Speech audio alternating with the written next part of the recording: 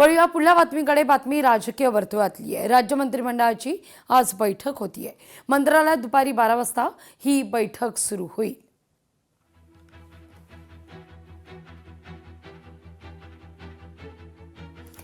आमदार रोहित पवार आज शिक्षण मंत्री दादा भुसेंची भेट घेतील। आज सकाळी 9:30 वाजता ही भेट होणार आहे। राज्यातील शिक्षण विभागातील काही प्रश्नांना अनुषंगून ही भेट महत्त्वाची असेल। फोडा आणि राज्य करा हाच भाजपचा अजेंडा आहे। नेताजींचे नातू चंद्रकुमार बोस यांची ही टीका आहे। भाजपची विचारसरणी मला मान्य नव्हती म्हणून पक्ष सोडला। नेताजींचे नातू चंद्रकुमार बोस वक्तव्य करतायत।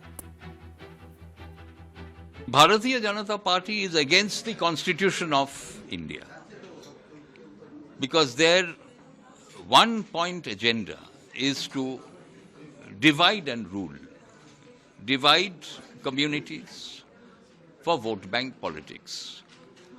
The British, their policy was divide and rule.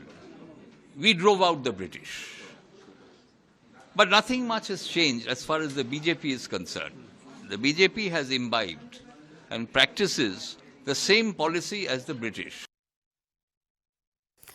कर्नाटकच्या राजकारणात मोठा भूकंप आहे। आमदार बंडाच्या तयारीत असल्याची चर्चा आहे।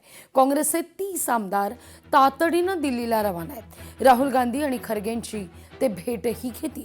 मंत्रिमंडळ फेरबदलाची मागणी करण्याची शक्यता नाकारता येत नाहीये।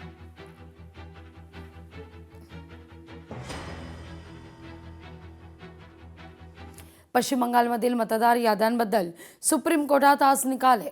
पश्चिम बंगालमध्ये होत असलेल्या विधानसभा निवडणुकीच्या पार्श्वभूमीवर मतदार याद्यांच्या विशेष सखोल पुनर्निरीक्षणासंदर्भात दाखल याचिकांवर सर्वोच्च न्यायालयात आज सुनावणी होईल।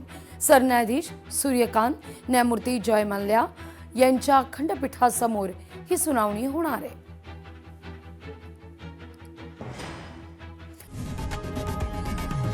लोकशाही मराठी ऐका, पहा, जागरूक रहा।